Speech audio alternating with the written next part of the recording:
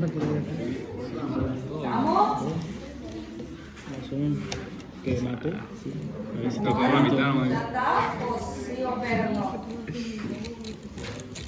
Tenemos que hacer a las arquitectas ahora, ¿no?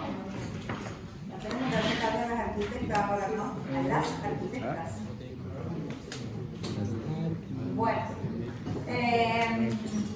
empezamos la unidad número 3. Ana, vos si tenés ahí, no sé, favor de subir el texto del monitor. Si lo tenés ahí en mano, si no, después lo. Si no, después yo lo paso a la tarde. Vamos a empezar la unidad número 3. El primero que les señalo o les marco es el nombre. ¿Se acuerdan la primera formación de la modalidad? La segunda fue consolidación de la modernidad y ahora dice integración y transformación. De alguna manera vamos a asistir a un fenómeno que ya prefiero que lo leamos correctamente en un párrafo que les puse de William Curtis. Y esta segunda cuestión que está acá, estas segundas dos palabritas, forma y significado, se refieren específicamente a lo que vamos a ver, al personaje que vamos a ver hoy principalmente, que es la obra tardía de Le Corbusier, que justamente sufrió eso, una transformación a partir de una búsqueda formal, diferente, y de una exploración de los significados de la arquitectura que no había sido la búsqueda original de Le Corbusier, ¿sí? Entonces a eso se refieren las tres líneas que están ahí. Empezamos la otra unidad, el nombre de la unidad y esas últimas dos palabras que se refieren un poco a la obra de Le Corbusier. ¿Qué tiempo va a abarcar de alguna manera esta unidad número 3? Nosotros de alguna manera manejamos toda la unidad número 2 desde acá para atrás, ¿no? Desde el 39, desde el 40 para atrás, vimos alguna cosa que pisaba el principio de los 40 y que tenía que ver con espacios geográficos o países que no habían estado tan radicalmente involucrados en la guerra, porque en realidad en los países que estuvieron radicalmente involucrados en la guerra se produjo muy poca arquitectura. Entonces, lo que vamos a ver ahora es desde este tiempo, desde los fines de los 40, de mediados de los 40, casi hasta la década del 60. ¿Sí? Vamos a ver unos 15 años de arquitectura donde se producen estas integraciones y estas transformaciones. Los dos del fondo, en serio no me jode que se vayan afuera, pero para nada me jode, pero sí me jode. Las ciudades europeas van a quedar en muchos casos sumamente afectadas por los bombardeos y demás, con lo cual también el urbanismo en Europa entrará más que nada en procesos de remediación de lo que había pasado, de remediación del urbano y de remediación de la arquitectura y de volver a construir edificios que la sociedad consideraba icónicos.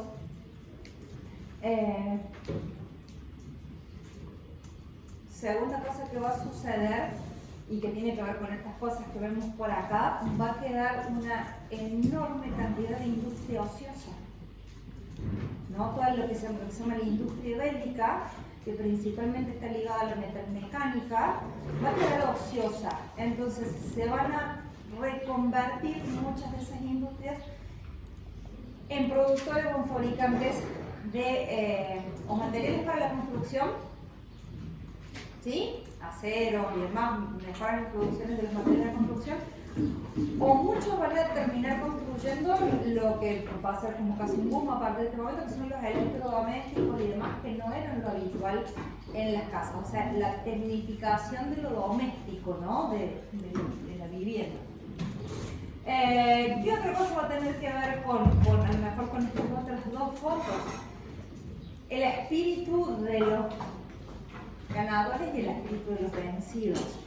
Más allá del espíritu de cualquiera de los dos, de cómo se han terminado sintiendo, la gente va a quedar profundamente afectada por lo que pasó. Y vamos a ver algunas obras hoy que incluso van a tener que ver con que las personas van a empezar búsquedas personales que a lo mejor no lo hubieran hecho si no hubieran pasado por la guerra, si no hubieran visto los horrores de la guerra. Entonces vamos a ver cómo, de alguna manera, una nueva búsqueda hacia lo espiritual y en algunos casos hacia lo religioso, específicamente, ¿sí? Entonces todo eso es un clima que tiene que ver con la posguerra, ¿no? O sea, desde distintos aspectos, ya sea, como les dije, desde lo técnico o ya sea desde las personas que allí participaron y demás, y una reconversión de las comunicaciones, tanto las comunicaciones físicas, de teléfonos y demás, como de las formas de moverse de las personas, del transporte y demás. Entonces, ese es un poco el escenario. No quiero hacer media hora de contexto, pero es como para que podamos entender algunas cosas que vamos a ver a continuación. Entonces vamos a centrar la mirada casi en la obra de Le Corbusier. Y este es el libro que tienen ustedes disponible, el de William Curtis. Y yo me robé dos frases del libro que están al principio de los capítulos que empiezan a hablar de este tiempo, y dice: cualquiera que fuesen los nuevos significados que pudiesen buscarse, las funciones que pudiesen necesitar atención, o las tradiciones regionales que pudiesen precisar respeto, la transformación solo podría llevarse a cabo sobre la base del movimiento moderno anterior, o bien como reaccionario. ¿Qué dice?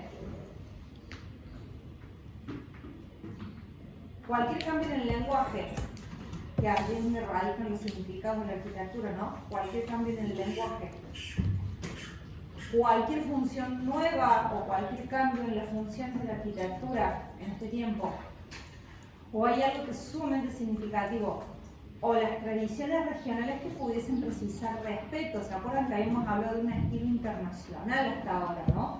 De una cosa que tenía que ver con lo global.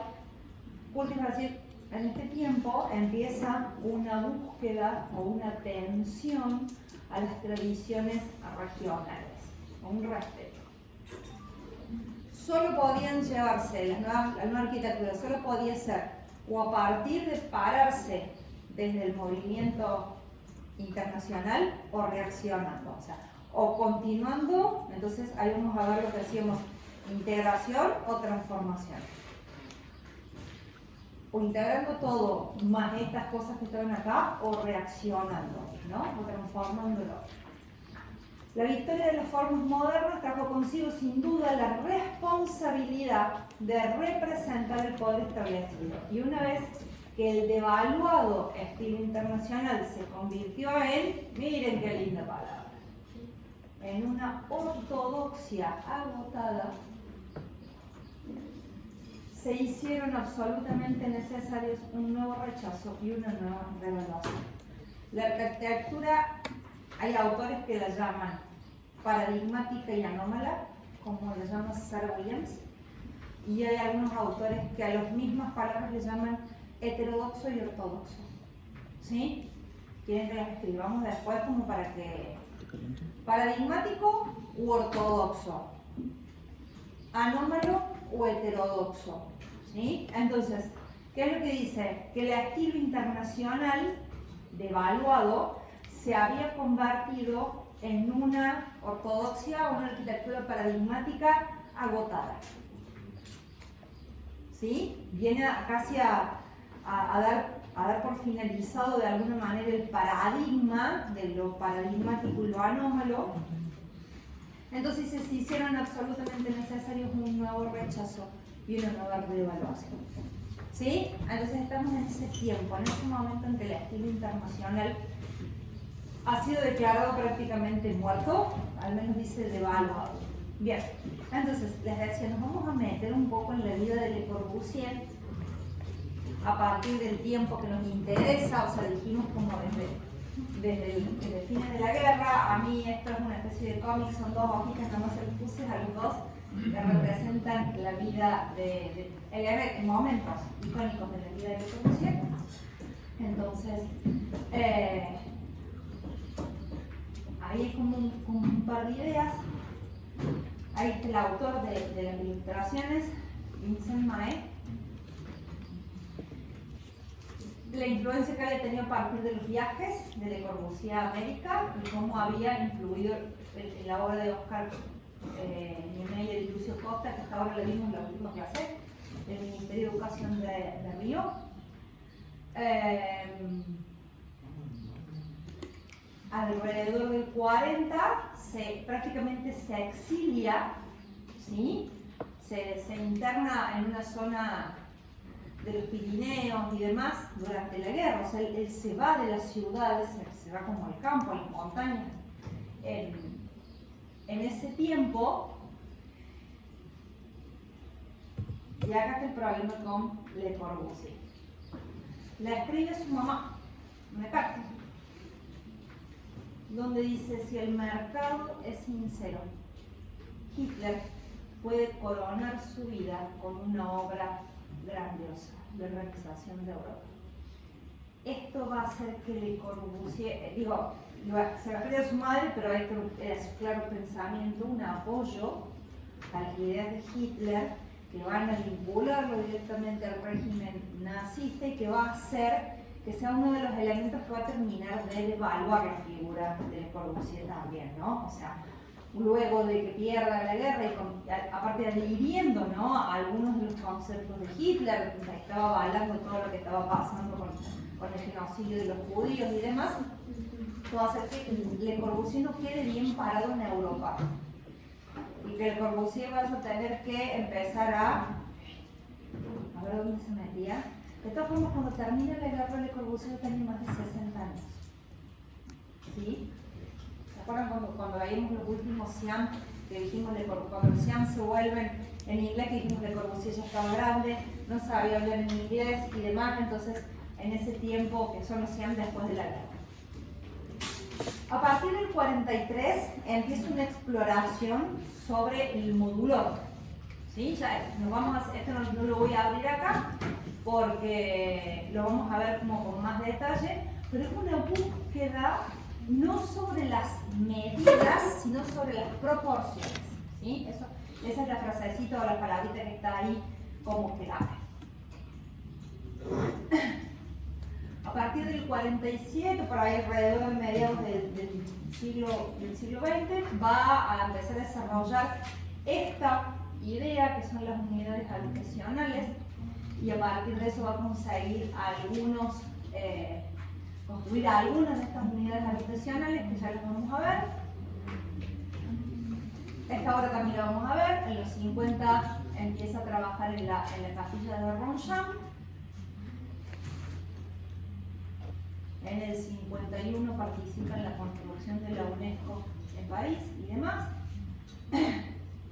¿Sí? Y ya por acá vamos a ir viendo, nosotros nos vamos a ir a otra parte de la vida de Le Corbusier que se desarrolló fuera de estos escenarios. Entonces nos vamos a ir a la India a ver lo que hizo Le Corbusier en la India.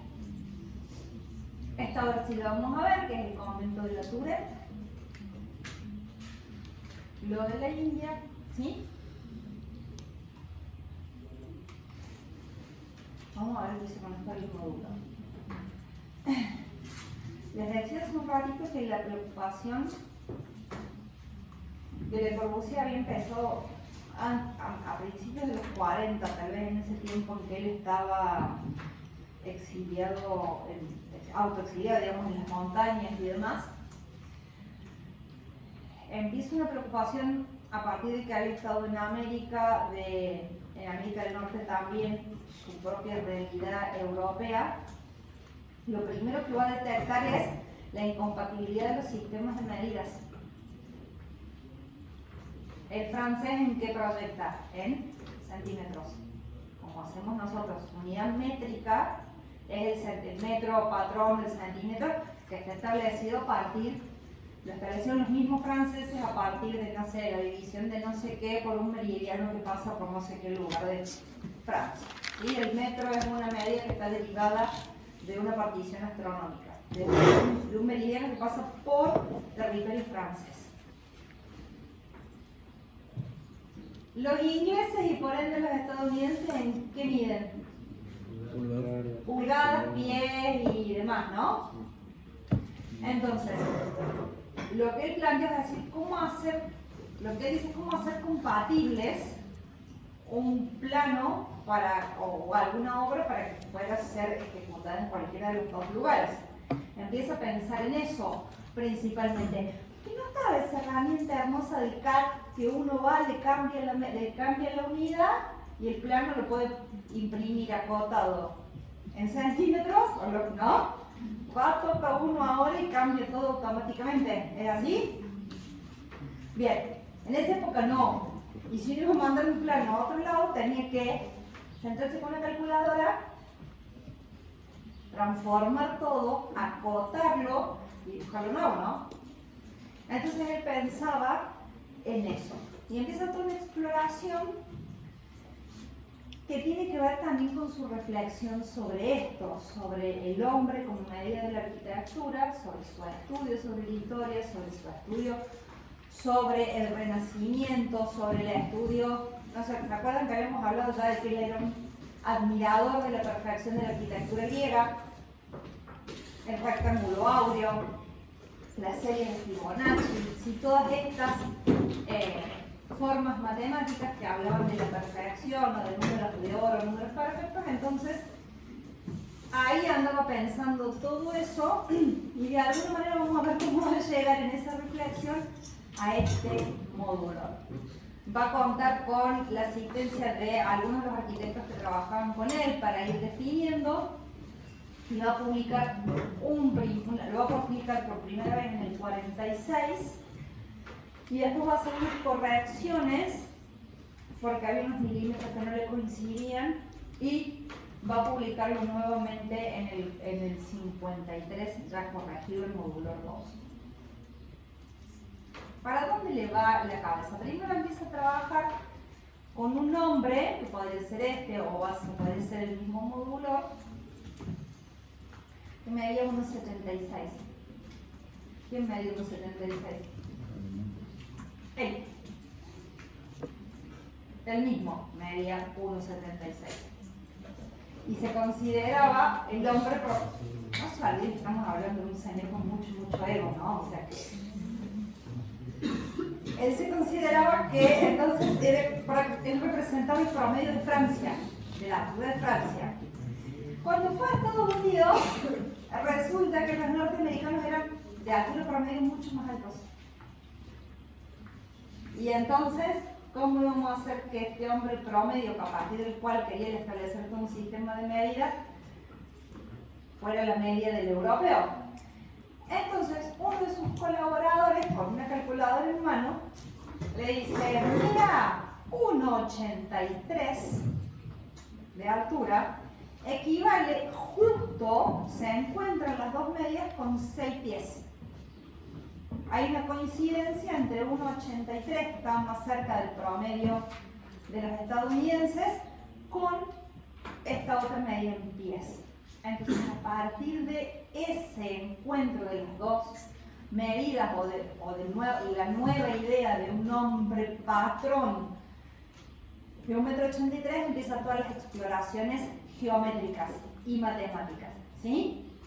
Por eso un poco la historia y el sentido que tiene esto. ¿Y qué otra cosa va a pensar? Que nosotros en la arquitectura no necesitamos tantas medidas, porque en realidad en la arquitectura estandarizamos un montón de cosas. Los lugares donde nos sentamos tienen más o menos siempre la altura el alto de la rodilla, del pie de la rodilla, porque así nos sentamos, ¿no? Apoyando los pies. ¿Cómo están sentados ustedes? Cuando estamos parados, cuando nos apoyamos, los antebrazos también tienen que ver con las medidas del hombre, ¿no? O sea, los apoyabrazos de un sillón o lo que sea. Entonces, las alturas de las ventanas, el antepecho o la baranda de un balcón, todo tiene que ver con las medidas más o menos del hombre, ¿no? ¿Por qué ponemos más o menos la altura de un balcón? Para que no nos podamos caer. ¿Y esa altura dónde está? ¿Qué me estoy marcando yo acá? El pupo, ¿no? Yo me puedo doblar así, pero si, más abajo sí me caería. Si me doblo por la cadera sí me caería, pero si me doblo la altura de la cintura, no me caigo. Entonces todas esas cosas son las que él pone en juego.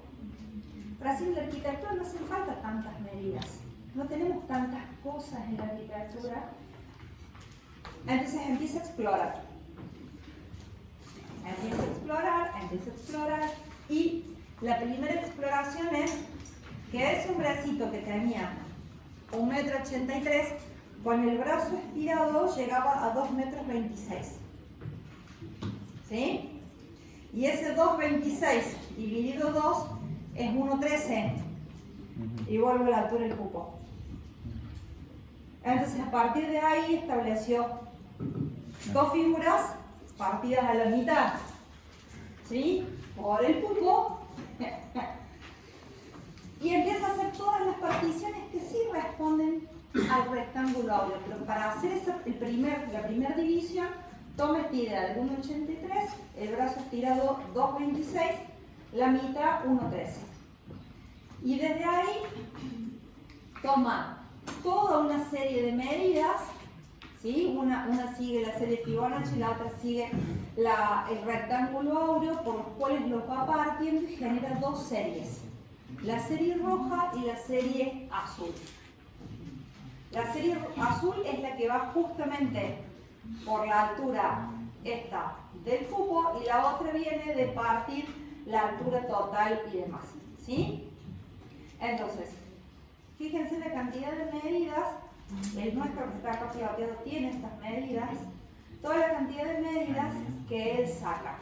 Y con estas medidas, esta espiral que se genera acá, lo proyecta, ¿sí? Así abierto. Y con esta proyección, saca todo esto. El hombre sentado más bajo, el hombre sentado como están ustedes, el hombre con el brazo apoyado, el hombre apoyado en, como hacemos una baranda, un espacio de trabajo más alto, donde ya nos apoyamos a la altura de los hombros, ¿sí? La altura de la cabeza, y para él, con el brazo estirado, va a ser la altura del techo. Y ahí le daremos algunos problemas, porque en realidad la altura del techo 2,26 es muy bajo, como percepción. Pero ¿qué más dice? Que esta serie, o sea, hay cosas que están mal entendidas, porque esta serie puede seguir para arriba también. Yo puedo seguir estas proyecciones matemáticas para obtener medidas más grandes. ¿Sí? ¿Se entendió? Entonces dice que esta debería ser la herramienta para proyectar en la arquitectura. Que estas medidas nuevas que él ha establecido son las que deberíamos usar para proyectar. Y olvidarnos y bueno, ¿cuánto le damos? 40 centímetros. ¿Cuántos centímetros? ¿Por qué no? Pensemos en estas medidas que tienen que ver con el hombre y usemos esas medidas para proyectar. ¿Se entendió lo que hizo? Más vale que se haya entendido, porque la semana que viene se van a divertir con el modulor, ustedes, Anita y la Flor. ¿Sí? Así que si no lo entendieron, ¿le subiste ya? No. Sí, ya.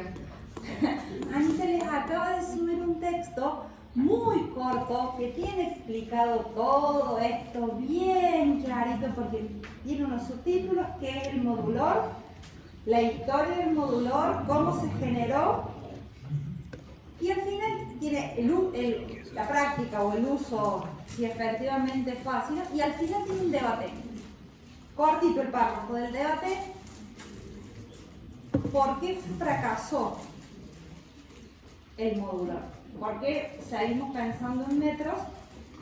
Y si estudiamos arquitectura, ¿por qué no pensamos desde este lugar? ¿Sí? Entonces, léanlo bien, porque van a tener que pasar a explicar ustedes cómo se hace un modelo. Es cortito, yo lo volví a leer, pónganle que yo lo había leído antes, yo lo volví a leer anoche en 20 minutos. ¿Sí? Pónganle que yo lo había leído y que lo conozco, que le lleve media hora. No más porque está escrito fácil, no tiene nada raro, ¿sí? No es un texto, no es Williams. Es un texto simple, llano, sobre el modular. Entonces, dos ideitas que quedaron dando vuelta, un dibujo y un antecedente para que nos metamos de lleno sobre la unidad habitacional de Marsella. Este es un dibujo del mismo Le Corbusier, donde él sigue preocupado por la condición de la ciudad europea, posguerra, restaurada o lo que sea. La ciudad europea sigue teniendo esta condición de calles angostas, de sombra, de fachadas a las que nunca les da el sol y demás. Y lo que plantean en todo caso, fíjense, ponen bracitos acá abajo, gente que de alguna manera vive también en esa condición de lugar con pocas condiciones de salubridad, muy oscuro, húmedo y demás. Piensen que también está poniéndole vista en algunas ciudades del norte de Francia, de Alemania, donde estamos muy al norte y ya hay menos horas de luz en invierno y demás, y en esas condiciones, y lo sigue contraponiendo en este dibujito hermoso a su propia idea, ¿no? A sus propias ideas de estas placas que él ya había planteado en la Ville Radier o en la Ville Contemporaine, ¿no? Nada más que acá en vez de hacer esas que eran a redén, digamos así como en zigzag, pone unas placas aisladas, sigue creyendo en que el paisaje tiene que tener continuidad, que el edificio tiene que posar, pero que el paisaje tiene que continuar, o el verde tiene que continuar, que esta forma de ocupación del suelo para él no es válida. Y ante esta realidad, como habían quedado las ciudades europeas, no se olviden que él había tenido mucho contacto con Rusia, y esto se los traje yo para traérselos a la memoria, en realidad. Esta no es una obra de Le Corbusier, ¿sí? Pero el edificio Merconfim en Moscú había sido ya un intento de estas unidades de vivienda que ahí lo habían dejado particularmente pensando. De esa forma, con todo eso, sumó el modulor, su exploración sobre el modulor, su búsqueda de unas proporciones antrópicas para proyectar la arquitectura, seguir firme en la tesitura de que los edificios tenían que estar exentos para mejorar las condiciones de iluminación y de ventilación de las diferentes obras. Y algunas ciudades que habían quedado en estados realmente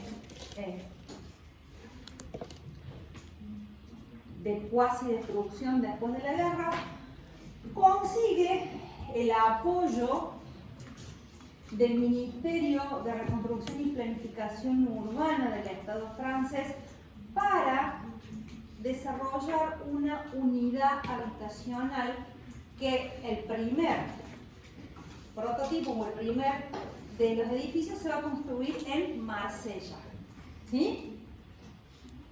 La ciudad del sur de Francia, sobre el Mediterráneo, bastante bombardeada, bastante atacada durante la Segunda Guerra Mundial, y entonces consigue por primera vez, después de todo lo que le costó Le Corbusier, consigue que el Estado francés lo contrate para hacer una obra.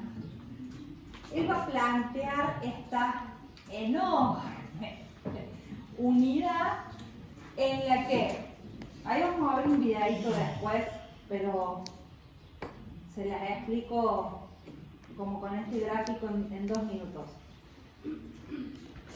Él no deja de lado ninguno de sus 5 postulados. ¿Vieron lo que decía recién William Curtis? ¿Desde dónde va a partir esta transformación? Desde la base de lo anterior, ¿no? Él no va a dejar ninguno de los 5 puntos. Le va a agregar cosas que ahora considera indispensables, pero no pierde ninguno. O sea que los vamos a ir identificando de todas formas a los 5 puntos. ¿Sí? Entonces, lo primero que vamos a ver es planta libre. ¿Cuál va a ser la diferencia? Va a haber pilotis, o pilotis, como ustedes les gusten, pero en vez de ser esos palillitos sobre los cuales apoyaba sus obras, se van a convertir en estos bloques macizos de hormigón armado. ¿Sí? Esa es la primera transformación. El pilotis sigue existiendo, ha cambiado de expresión, ha cambiado la magnitud en la forma que se expresa. La planta libre sigue estando como concepto. Hay una cantidad de elementos estructurales que después me permiten a mí comparticionar como yo quiera toda la planta, ¿sí? Particionar la planta como yo quiera, y él lo va a conseguir de esta manera, generando un pasillo en medio, y después ven que está como clarito una serie de líneas, son los tabiques que él va a ir usando adentro para ir generando los distintos departamentos, ¿sí? Pero si uno mira la planta como tal, es una planta libre. Las unidades de los departamentos, vamos a decir, en esta idea lo que hacemos que los 226 es bajo, para los espacios diurnos o los espacios sociales de la casa, él va a generar doble altura. Entonces, me vengo para un minuto. Ya vamos a ver en el videito cómo se encuentra esto. Lo que él va a hacer, este rojo es un departamento. ¿Sí? La parte social del departamento está en la doble altura. Y la parte nocturna y demás está en la parte que no necesita tanta altura. ¿Está bien?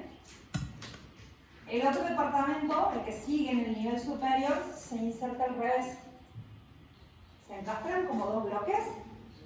Y acá en medio queda el pasillo por el cual se accede a las dos unidades. ¿Sí? ¿Se entiende? Va a generar una cantidad de nivel en esta forma y va a llegar después a un piso intermedio donde va a poner diferentes servicios y diferentes cosas. ¿Sí? De esa forma va a ir armando que es este nivel que se ve diferente acá, como el medio. Ahí vamos a ver un despiece de estos departamentos. Cuando llegue arriba, va a volver al principio de la terraza jardín, ¿sí? Nada más, bueno, le va a incorporar más elementos plásticos, le va a dar un uso, un gimnasio. Imagínense el tamaño que tiene el edificio. Cami, esto te va a gustar a vos. Que el perímetro tiene el largo de una pista de atletismo.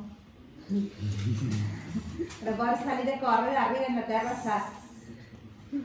¿Sí? Se dan cuenta el tamaño que tiene el edificio. Bien. La fachada también es una fachada libre. Pero que acá viene uno de las incorporaciones que va a hacer en este tiempo también. Le agrega parasoles, Bril Soleil, parasoles que tienen la finalidad de controlar el ingreso de luz y mejorar el acondicionamiento térmico del edificio. Y que eso es lo que uno ve como por acá por afuera, ¿no? Que lo alcanzan, lo empieza a ver ahí en este cortecito. Y que son todos estos parasoles que están por acá. Todo esto que vemos acá abajo, todo este tipo de parasolado nuevo que va a generar, vienen de la mano del encuentro de Le Corbusier con el hormigón. ¿Del hormigón cómo? Yo les voy a decir la palabra en francés para que después cuando lo pensemos en español nos podamos volver a esa connotación que tiene. Betón es hormigón brut. Betón brut. El hormigón bruto, el hormigón a la vista, el hormigón sin revocar, el hormigón en donde puedo ver las tablas con las que hice el encofrado, porque están pensando en una arquitectura que es para solucionar el problema de vivienda en una ciudad que fue bombardeada. Entonces en un primer momento también tiene que ver con economía o con una racionalidad de los materiales, ¿no? Digo, si esto yo después lo revoco, lo pinto, el mantenimiento, esto y el otro tiene que ver con una búsqueda de que el material sea expresivo y al mismo tiempo sea durable. ¿Se entiende? ¿Habíamos visto el hormigón en la vista hasta acá? En ninguno de los arquitectos que trabajamos hasta acá vimos el hormigón en la vista. Haciendo su desembarco estelar, el hormigón en la vista. De acá en adelante, ¿cómo se va a entender o cómo se va a llamar muchas veces la arquitectura que se expresa así? Brutalista. La palabra sí la escucharon, brutalista. Sí. Viene de betón brut, ¿sí? De ese brut, del hormigón crudo va a devenir toda la forma de designación de la arquitectura que va a venir para adelante, a la que se le va a llamar brutalista. ¿Por qué no es brutalista? Porque esté grande, porque esté pico. Es por eso, es por la forma de la expresión del material. Bueno, me voy a ir callando un rato.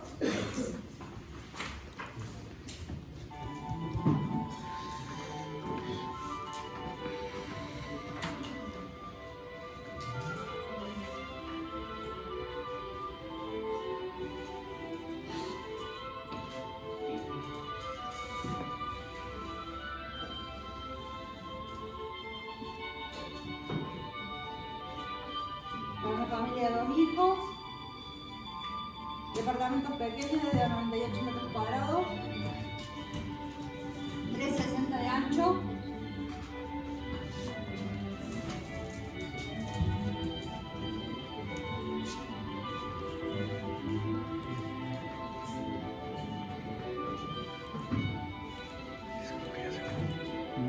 Sí, esa es la altura que hace.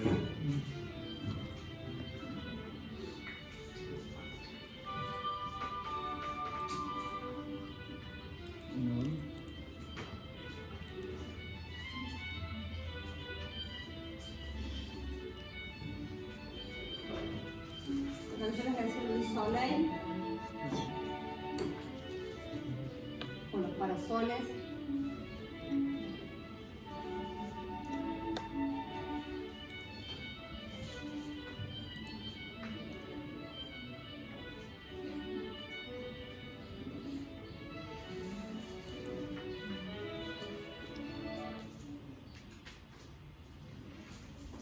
Ahí sigo yo.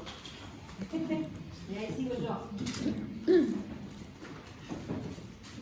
Entonces, ahí les muestro un par de imágenes más de cómo se ve el edificio. Tiene entonces este tratamiento que decíamos del Brise Soleil. Si prende el micrófono, una de esas mejora. Ahí va. Listo. Entonces, les decía lo del tratamiento de este parasolado que también es de hormigón. El cuerpo del cual se accede, este es el único cuerpo que toca piso, que es de donde se accede a los diferentes niveles, ¿no? Por eso está como la diferenciación de las cajas de circulación. Este visual se acaba llegando al final del volumen y demás, y esto es lo que pasaba. ¿Qué hay acá en medio? En este me olvidé de ampliárselos un poco. Piensen que hay muchísimos departamentos. Entonces, el que piensa acá en medio, ¿dónde va a ir toda esta gente cuando tenga que ir a comprar algo? ¿Dónde va a ir esta gente si quiere? Piensen que no había la delivery y todas las cosas que hay. Entonces él pone en ese nivel un restaurante, ¿sí? Para que la gente pueda comer o ir a comprar comida, lo que sea. Farmacia, digamos, todos los servicios que uno puede necesitar, tintorería, todo lo que uno puede necesitar como en la cosa cotidiana, librería para que los chicos compren las cosas para hacer los deberes del colegio, todos esos negocios, él los distribuye en ese nivel que era diferente, en ese único nivel que no quedaba encajado, como lo vimos hace un ratito, el que estaba en gris.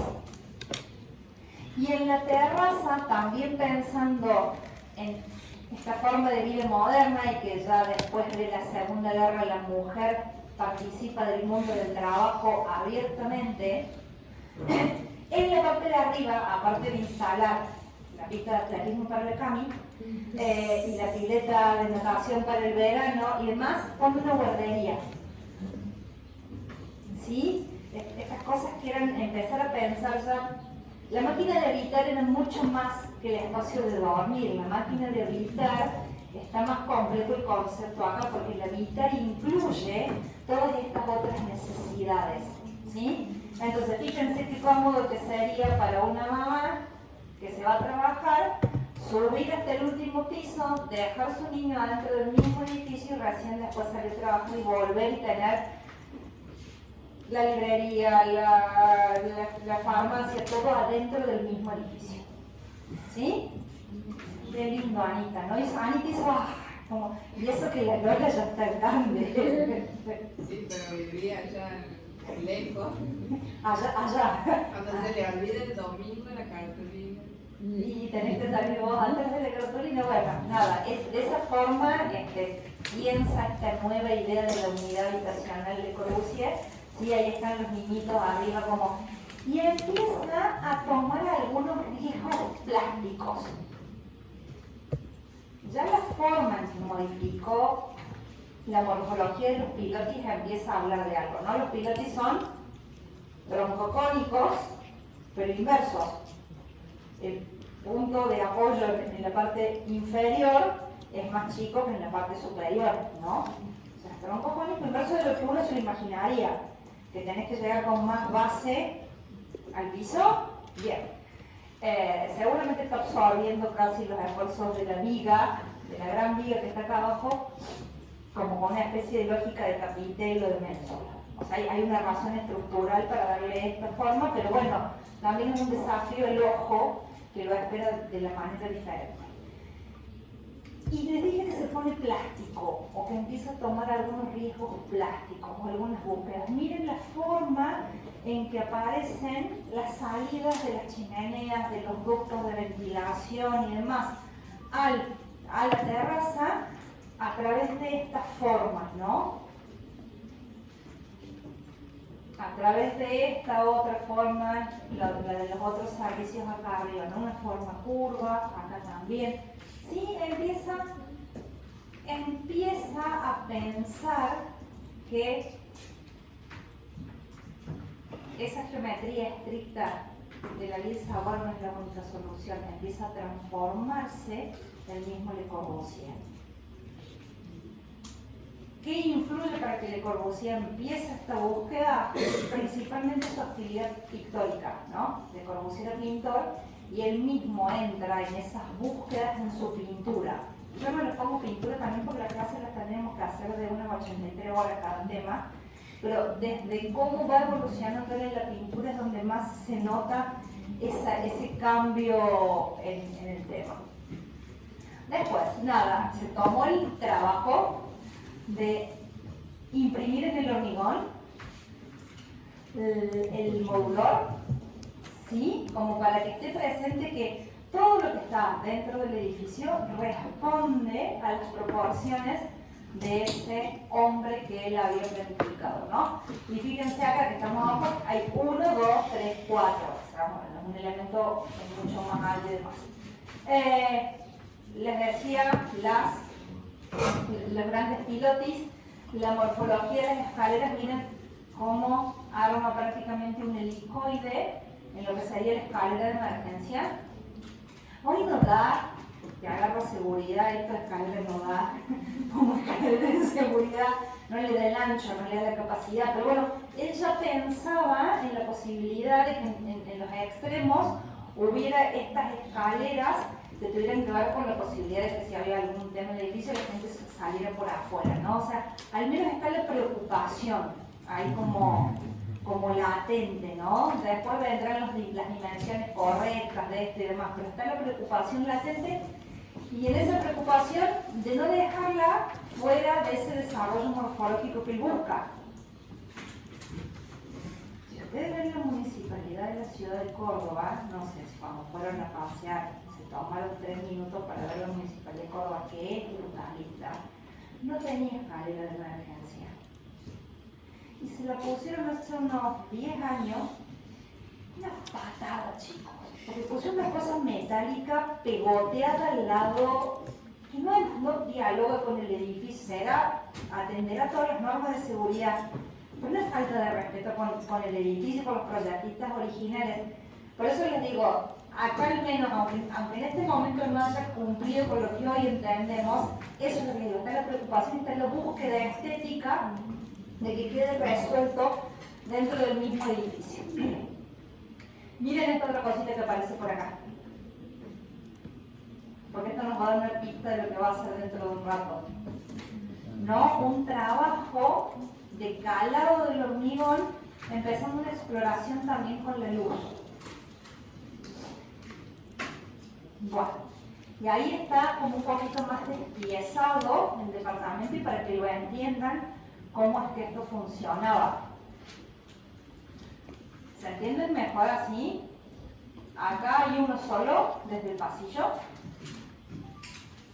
Acá hay el pasillo y están los dos. Ven que este medio nivel en realidad funciona como un balconeo. Si yo llego a este, accedo por acá y después me muevo por adentro del departamento con una circulación interna, y con una escalerita interna.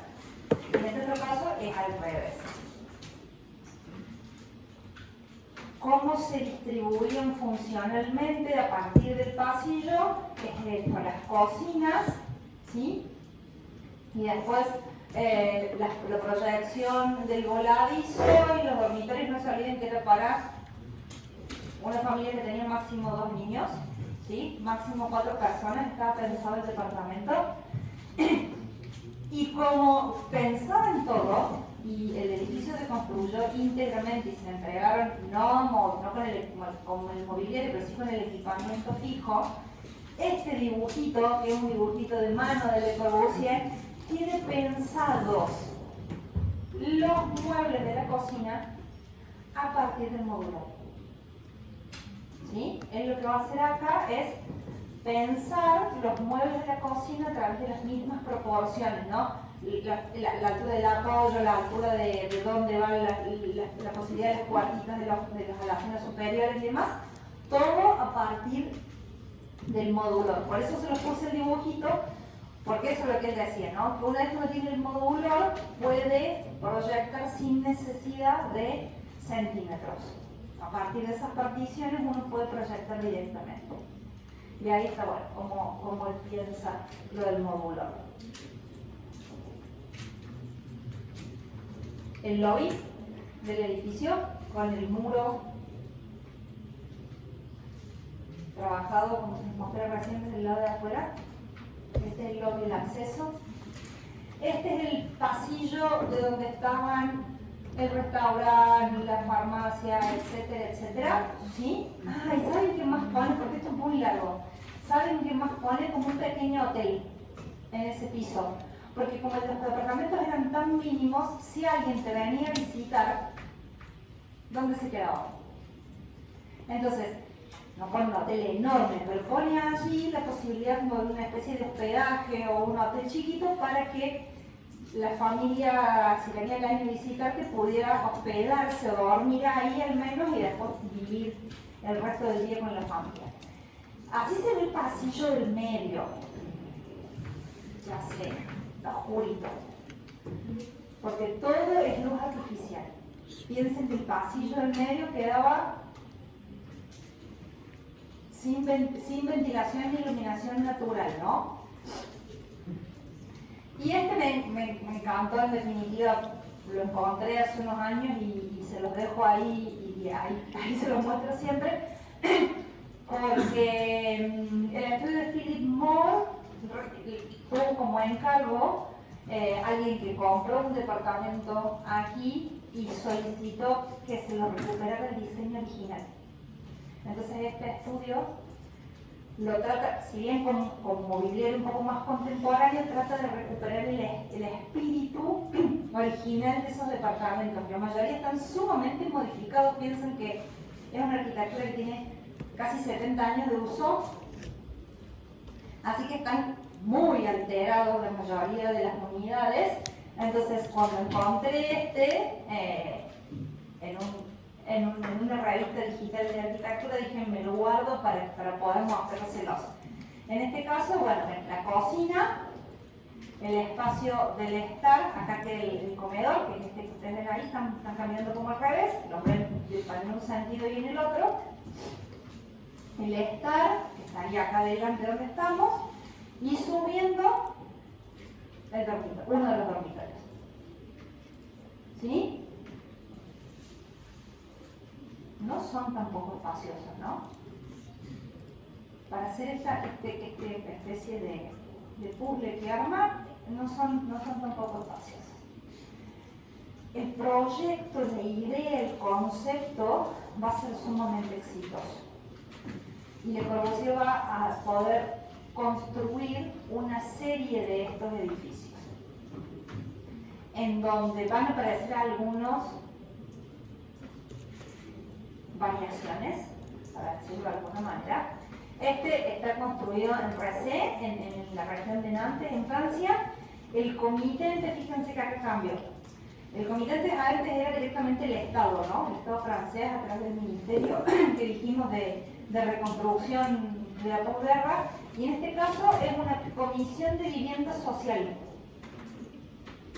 Así que seguramente acá el presupuesto era más ajustado, porque el Estado Le Corbusier tiene que haber pasado un presupuesto y dijeron sí, y firmaron y nada más.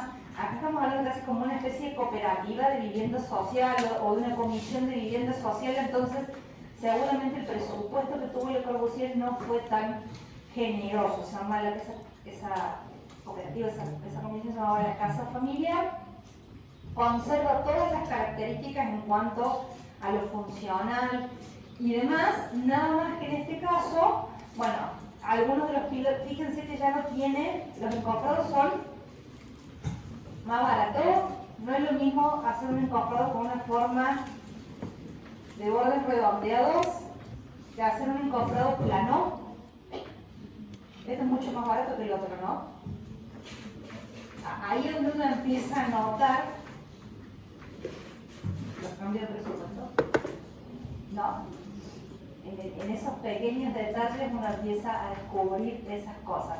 Nada, como tiene el juego con alguna parte con algún espejo de agua, en donde asienta, está más condicionado en el espacio en que se desarrolla, el otro tiene mucho verde alrededor, este está más condicionado en ese lugar. Y en la parte superior aparece este volumen, fíjese la diferencia, ¿no? Si bien tiene otra exploración que ya había adelantado Le Corbusier cuando les mostré cuando ingresó de lo anterior, una búsqueda que empezaba con perforar el muro con ciertos juegos geométricos. Bueno, esto es en la parte superior, y acá ya la exploración va avanzando en ese sentido. ¿Eso se considera piloto? Sí, porque él sigue despegando el edificio y hace que pase, ¿no? O al menos él los va a seguir llamando pilotis. No sé, yo creo que si vos hablas con el brazo de estructura y vos le decís que esto es un pilotis, te saca corriendo, ¿no? Entonces hay que pensar como en la cabecita de Le Corbusier.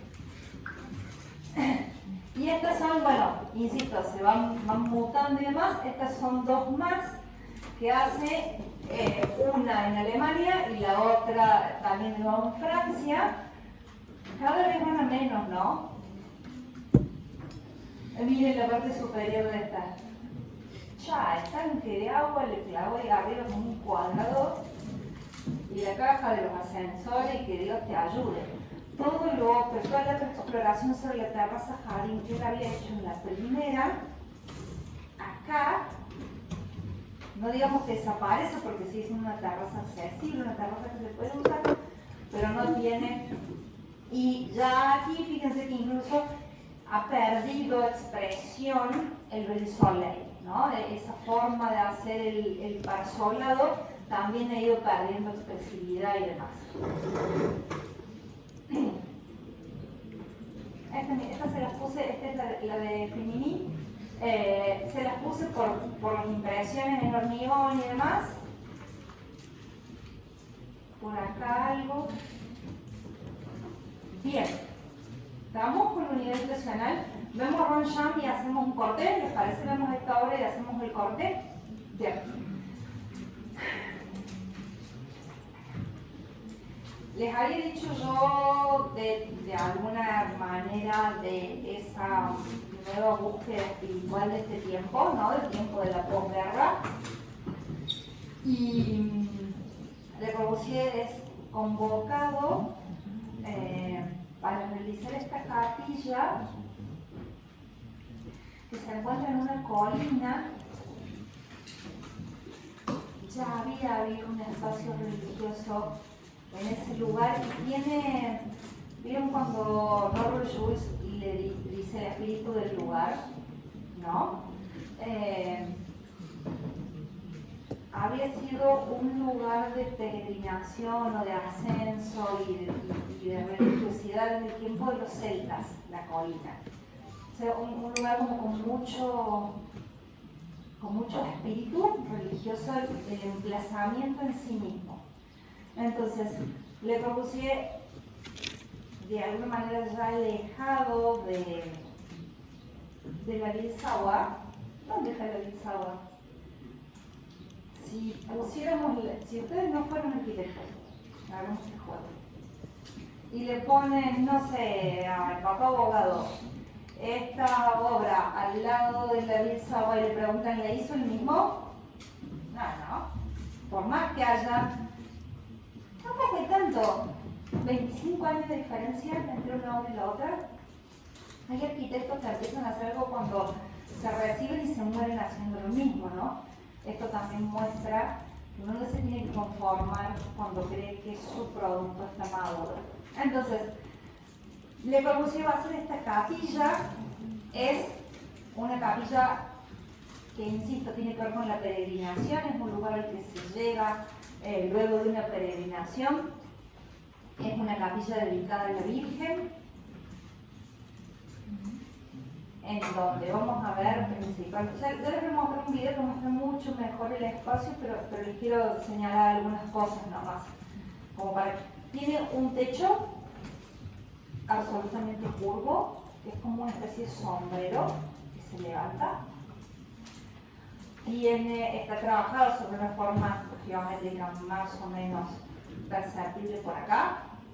Aparecen algunos elementos verticales que vamos a ver que tienen su sentido desde el interior, son pequeñas capillas que van a estar participando del espacio de la capilla exterior. Y tiene en este costado, por eso está aquí puesto, como un espacio que se llega en una peregrinación y más tiene todo un altar afuera. Tiene una sacralización del espacio exterior, entonces acá hay una mesa de altar. Acá hay un pequeño balconcito, ya les voy a explicar para qué es desde el lado de adentro, y hay un púlpito. Entonces, después de la peregrinación, cuando uno llegó ahí arriba, te espera el sacerdote para una misa aquí afuera. ¿Sí? Está pensado con ese sentido. Uno puede entrar, el espacio interior es realmente chico, puede tener un momento de oración o puede llegar luego a la peregrinación y tener la misa acá afuera. Creo que les dije recién que había empezado esa exploración con perforar el muro, con las ventanas, con... Toda esa exploración terminará en crear esta atmósfera, ¿no? Porque en realidad lo que iba a crear en el interior es una atmósfera, más allá de la funcionalidad propiamente dicha, porque una capilla es una capilla, ¿no? O sea, él lo que va a estar buscando es una atmósfera, algo que me permita entrar en una especie de momento de oración, de reflexión, de lo que ustedes quieran, ¿sí? Entonces, les muestro unos planos, como para que vean algunas cosas. En principio es un rectángulo, ¿no? En principio es un rectángulo. Por acá. Este muro, que en el interior es el muro del altar, hacia el exterior va a ser el muro que tiene para la misa para afuera, ¿sí? Entonces, el muro de altar, como se considera casi el muro donde está lo sagrado, es el mismo, ¿no? Entonces lo puedo usar para el interior y para el exterior. Y de ese modo, después cuando veamos la figura de la Virgen, se puede dar vuelta para que mire hacia afuera o mire hacia adentro, ¿sí? Dependiendo para dónde esté la oficio. Va a generar una raja de luz al dividirlo a esto acá. Van a aparecer estas capillas que les dije recién, que van a ser estos volúmenes que vamos a ver que sobresalen. Incluso una de ellas va a tener la parte superior del campanario. Y mientras aquí consigue esa idea de espesor, esa idea de masa, a través de la curva, ¿no? O sea, uno tiene hacia afuera la sensación de masa porque es una curva. Este muro sí es masa, propiamente dicho. Un enorme muro que es el que va a estar perforado y el que va a permitir todo ese ingreso de luz que vieron recién en esa cualidad. Las capillas van a tener la luz filtrada y por eso las alcanzan a ver acá. Hay una capilla que tiene la luz amarilla, hay otra capilla que tiene la luz roja. Las vamos a ver después en el video.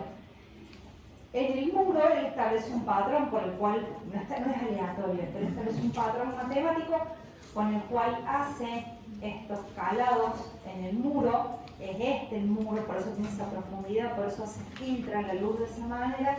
Y el mismo Le Corbusier va a diseñar y ejecutar los vitrales de cada una de esas aberturas. Por acá aparece esto, es lo que hacíamos, les decía hace un ratito, lo de la figura de la Virgen, que está en este muro, que se puede dar vuelta para el que está en la misa desde el exterior. Y algo que está también por acá en este corte es que prácticamente toda esa estructura que ustedes vieron del techo, que en realidad son dos losas vacías entre medio para que tenga esa sensación, parece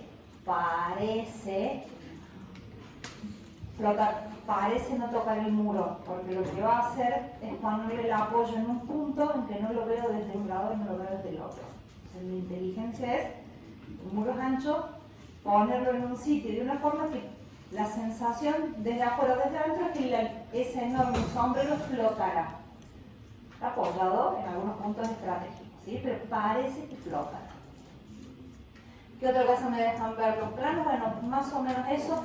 El piso tiene una pendiente también que me ayuda en esa orientación hacia el altar. Y esta es la construcción. Acá está lo que yo les decía recién, de dos losas, una arriba y otra abajo. Ahí está el chiste de que parece no tocar, ¿no? Por acá, como por acá, se va moviendo, porque el sombrero se va modificando. Entonces este corte está justo por un lado que está más cerca. Todo eso es en hormigón, en enorme trabajo de encofrado. Los muros son en ladrillo y para dar esta sensación de masa que busco, también hay como una especie de doble muro.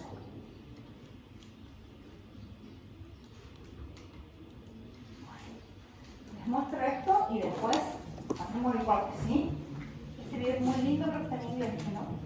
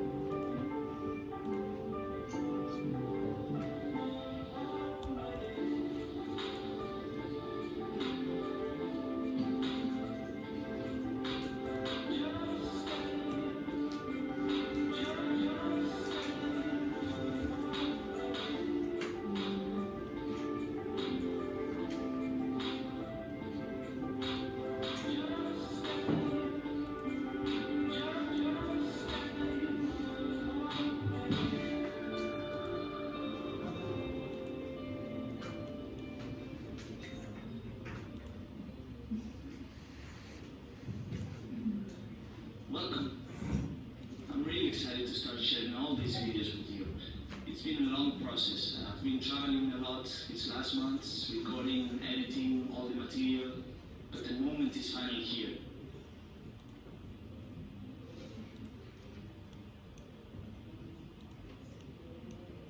As you can see, this first episode of the fourth wall series is about Longchamp from Le Corbusier.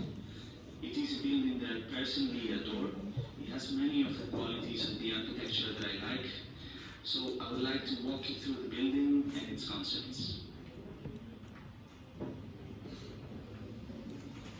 I selected 5 of the main concepts of the building, and what I'll do is explain each one of them as simply as possible.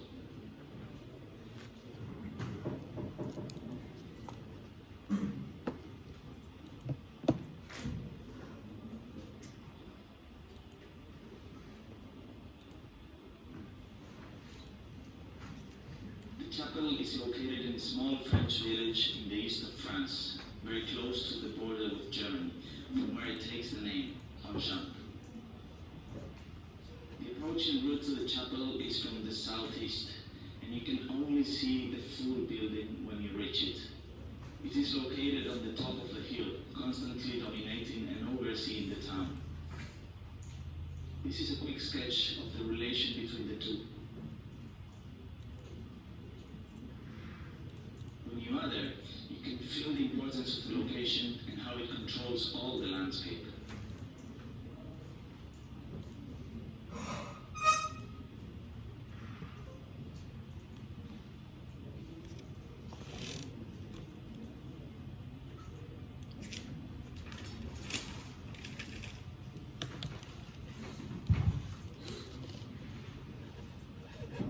For me, the control of the light in the building is the most important concept and the one that defines the spaces the most.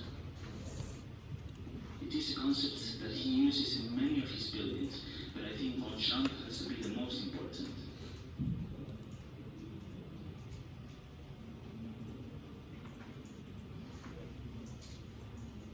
He uses a massive wall oriented to the south to control the intense midday light and allows the softer mid-afternoon light get inside the chapel and bathe the space.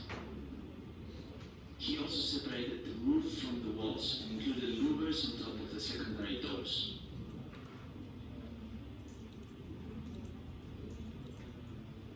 Here you can see the louvers of the north entrance.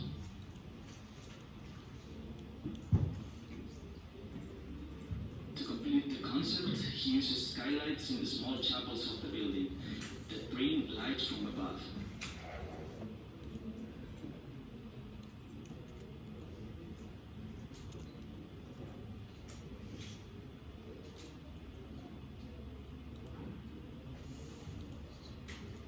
Although the arrangement of the windows in that south wall is so characteristic and imitated in many buildings after doesn't follow a pattern, according to the writer Robert Coombs, published a book about the chapel, the upper stream of windows responds to the Virgo constellation, being the lower one, Hydra.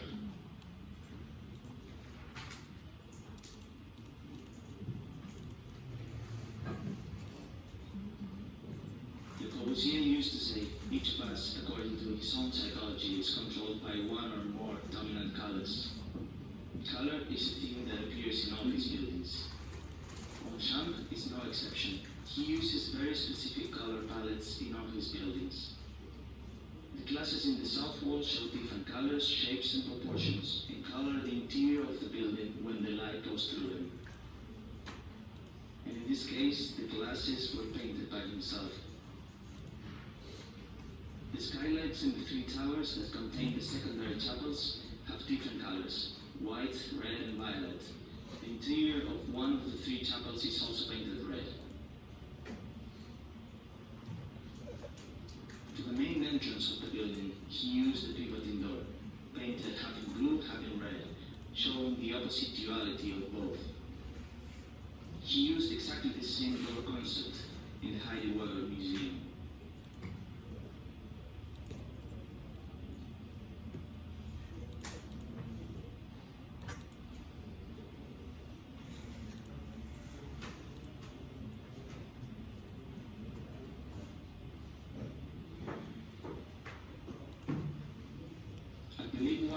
qualities of the building is the honesty that it shows in its construction and details.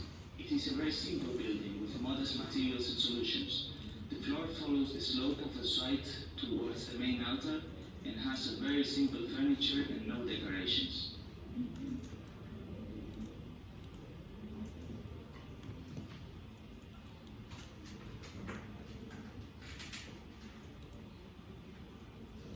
The only religious image in the building is the Madonna and the Child in the east wall, behind the main altar.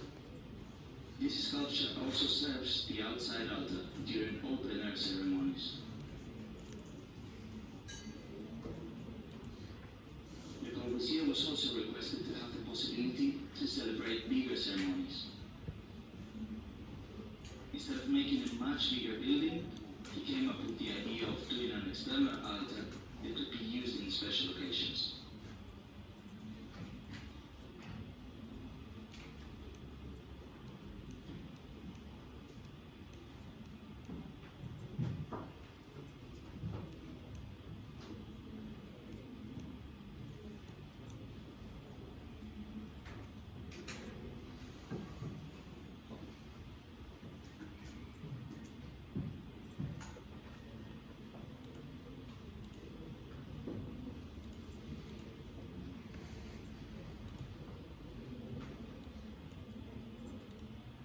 The last point that I would like to talk to you about the chapel is impossible to avoid the iconic roof. Although he uses concrete in all the building, only the roof has it exposed. It has a very organic shape, showing the concave shape on the inside of the building. According to several theories, it imitates a shell, praying hands, a bird.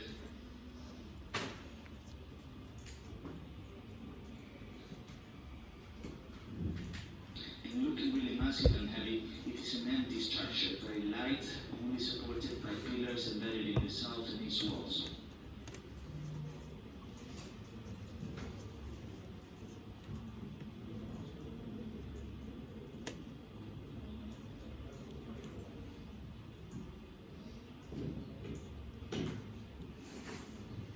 Facing west, the horns act as a fountain when it rains.